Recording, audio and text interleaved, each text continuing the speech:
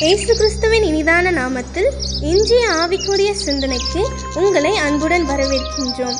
இப்போதும் ஒரு பாடலுக்கு பின்பு உங்கள் சிந்தையை தெளிவிக்கும் ஆவிக்குரிய செய்தியை கேட்கலாம். மரித்த கிறிஸ்து இனி மரிப்பதில்லை, மரிப்பதில்லை, இனி மரிப்பதில்லை. யூதர் ராஜசிங்கம் உயிர் தெழுந்தார், உயிர் தெழுந்தார், மரணை ஜெயித்தெழுந்தார். யூதர் ராஜசிங்கம் உயிர் தெழுந்தார். என்றென்று உயிரோடு இருக்கிற இயேசுவின் இனிதான நாமத்தினால் உங்கள் ஒவ்வொருவரையும் வாழ்த்துகிறேன். இந்த நாளிலும் உலகமெங்கும் இயேசுவின் உயிர்த்தெழுதலை நினைவு கூறுகிற ஒரு நாளாக இருக்கிறது. இந்த ஆடியோ செய்தியை கேட்டுக்கொண்டிருக்கிற உங்கள் ஒவ்வொருவரையும் இயேசுவின் நாமத்தினால் உயிர்த்தெழுதல் நாளுக்கான வாழ்த்துக்களை நான் தெரிவித்துக் கொள்கிறேன். ஆண்டவர் என்றென்றைக்கு உயிரோடு இருக்கிறவர் நம்மை மீட்கும்படியாக தன்னுடைய ஜீவனை கொடுத்தார். எல்லோரும் நினைத்தார்கள், என் உலகமே நினைத்தது முடிந்து போய்விட்டது. இல்லை, அங்குதான் ஒரு புதிய மார்க்கத்திற்கான ஒரு ஆரம்பத்தை இயேசு ஏற்படுத்தி கொடுத்தார். 3ஆம் நாள் உயிரோடு எழுந்தார். மீண்டுமாய் உயிரோடு எழுந்த இயேசு இனி மரிப்பதில்லை. அதுதான் உண்மை. வேதம் அதைத்தான் சொல்லுகிறது. எனவே நம்முடைய ஆண்டவர் என்றென்றைக்கும் உயிரோடு இருக்கிறவர். வேதம் என்ன சொல்லுகிறது? யோபின் புஸ்தகம் 19ஆம் அதிகாரம் 25 நான் வாசிக்கிறேன். என் மீட்பர் உயிரோடு இருக்கிறார் என்றும் அவர் கடைசி நாளில் பூமியின் மேல் நிற்பார் என்றும் நான் அறிந்திருக்கிறேன். யோபுடைய அறிக்கையை பாருங்கள். எல்லாவற்றையும் இழந்து போன ஒரு நிலைமை. இன்னும் ஒரு வார்த்தையில் சொல்ல போனால் எல்லாம் செத்து போய்விட்டது. உயிரோடு என்று சொல்லுவதற்கு ஒன்றுமே இல்லை யோபுவின் ஜீவனை தவிர. யோபுவின் சரீரமும் செத்துக் கொண்டிருக்கிற ஒரு சூழ்நிலை. 10 குழந்தைகளின் இழக்க நேரிடுகிறது. சொத்து, சுகம், உடைமைகள், வீடு எல்லாவற்றையும் இழந்து ரோட்டின் ஓரத்திலே வந்து சரீரம் முழுவதும் பருக்களால் நிறைந்த சூழ்நிலையிலே ஏன் கூட இருந்த அல்லது பார்க்க வந்த ஆறுதல் படுத்துவதற்காக வந்த உயிர் நண்பர்களும் கூட விரோதமாய் மாறிவிட்டார்கள். என்ன சொன்னார்கள்? நீர் தவறு செய்து விட்டீர், எங்கோ ஆண்டவருக்கு விரோதமான காரியம் செய்திருக்கிறீர், ஏதோ ஒரு பாவம் இருக்கிறது, சாபம் இருக்கிறது, அதனால்தான் ஆண்டவர் இவ்வளவாய்மை பாதிக்கிறார், இவ்வளவாய்மைக்கு வேதனை, இவ்வளவான இழப்புகள், தண்டனை என்று சொல்லி அதைத்தான் சொன்னார்களே ஒழிய சூழ்நிலை மாறும் என்று சொல்லவில்லை, பிரச்சனைகள் தீரும் என்று சொல்லவில்லை. மாறாக இன்னும் ஏதாவது விதத்திலே தைரியம் கொடுக்கும் விதத்திலே எந்த ஒரு வார்த்தையும் சொல்லவில்லை. அவ்வளவுதான் முடிந்தது என்று சொன்னார்கள். ஆனால் யோபு என்ன சொல்லுகிறார்? எல்லாம் எனக்கு முடிந்தாலும், எல்லாம் எனக்கு செத்துப்போன ஒரு நிலைமையில இருந்தாலும் என் மீட்பர் உயிரோடு இருக்கிறார். எல்லாவற்றையும் எனக்கு மீட்டு கொடுக்கிறவர் அவர்தான் என் மீட்பர். அதை நிகழ்காலத்தில் சொல்லுகிறார், உயிரோடு இருக்கிறார். அதோடு மட்டுமல்லாமல் தொடர்ந்து என்ன சொல்லுகிறார்? ஒரு நாள் வரும், கடைசி நாளிலே பூமியின் மேல் நிற்பார் என்று நான் அறிந்திருக்கிறேன்.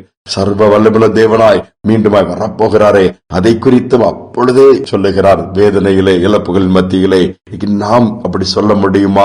பிரச்சனைகள் வரும்பொழுது முறுமுறுக்கிறோம், சமாதானத்தை அணந்து தவிக்கிறோம். நாம் இனி அவ்வளவுதான், எனக்கு என்ன இருக்கிறது, ஆண்டவர் என்னை கைவிட்டார் என்று சொல்லி அறிக்கையிட்டு புலம்பி விரோதமான காரியங்களை பேச ஆரம்பித்து விடுகிறோம். ஆனால் யோபு அப்படி இல்லவே இல்லையே.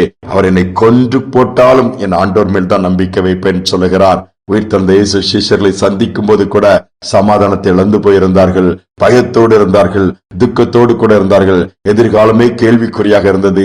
ஆனால் இயேசு உயிர்த்தெழுந்த பிறகு அவர்களை சந்திக்கும் பொழுது உங்களுக்கு சமாதானம், பயப்படாதுங்க தைரியம் கொடுத்து எப்பொழுதுமே கூட இருப்பேன் என்று வாக்கு கொடுத்து நடத்தினாரே. அந்த ஆண்டவர் நம்மோடு கூட இருக்கிறார். எல்லாவற்றையும் இழந்திருக்கலாம், நன்மைகள் இழந்திருக்கலாம், பலத்தை இழந்திருக்கலாம், சுகத்தை இழந்திருக்கலாம், குடும்பத்தை இழந்திருக்கலாம், குடும்ப வாழ்க்கை இழந்திருக்கலாம், வேலை இழந்திருக்கலாம்.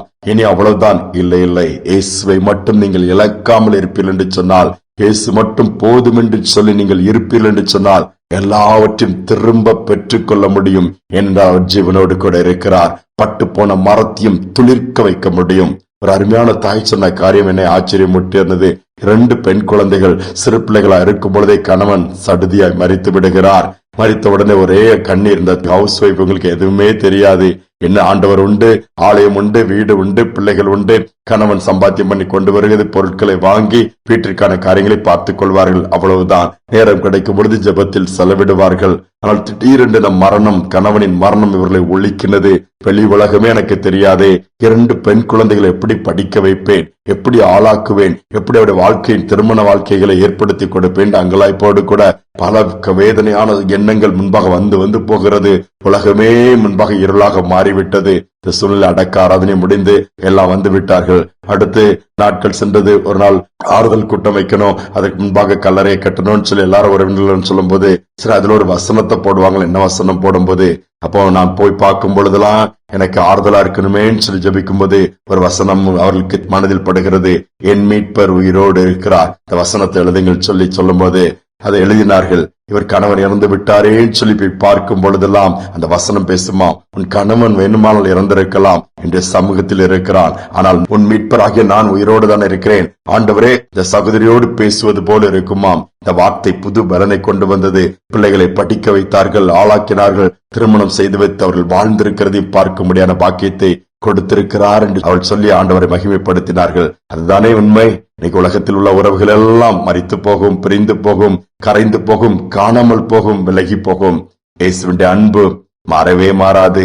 அவர் என்றென்றைக்கு உயிரோடு இருக்கிறவர். அந்த உயிர் தெழுந்த ஆண்டவர் என்றென்றைக்கு நம்மோடு கூட இருக்கிறார். அதனால் சோர்ந்து போக வேண்டாம், சூழ்நிலையை பார்த்து பதற்றப்பட வேண்டாம். இந்த நாளிலும் அந்த உன்னதமான தேவனை நோக்கி பார்ப்போம். இன்றைக்கு மட்டுமல்ல, உயிர் தெழுந்த இயேசுவை நினைவு கூறுவதற்கு என்றுமே அவர் ஜீவனுள்ளவராயிருக்கிறார். ஜீவனுக்கே அதிபதி அவர் ஜீவிக்கிறவர். நம்பிக்கையோடு அவரை நோக்கி பார்த்து தொடர்ந்து ஓடுவோம். எல்லாவற்றையும் ஜெயமாய் மாற்றிக் கொடுப்பார், திருப்பிக் கொள்ளும்படி உதவி செய்வார். ஜெபிப்போம். அன்பின் தகப்பனே, பாவுடைய சமூகத்திலே நாங்கள் தாழ்த்தி வந்து நிற்கிறோம். அப்பா, எவ்வளவோ பாடுகள், இழப்புகள், வேதனையின் மத்தியில கலந்து போகிற பிள்ளைகள் சூழ்நிலையிலே இந்த செய்தியை கேட்க நேரிடலாம். உயிர்த்தெழுந்த வல்லமை அந்த குடும்பங்களுக்குள் இறங்கட்டும். செத்துப்போன பகுதிகள் மாறட்டும். அப்பா, தைரியப்படுத்துங்க. வலதுகை பிடிச்சு துணை நிற்கிறேன்னு சொல்லுங்கப்பா.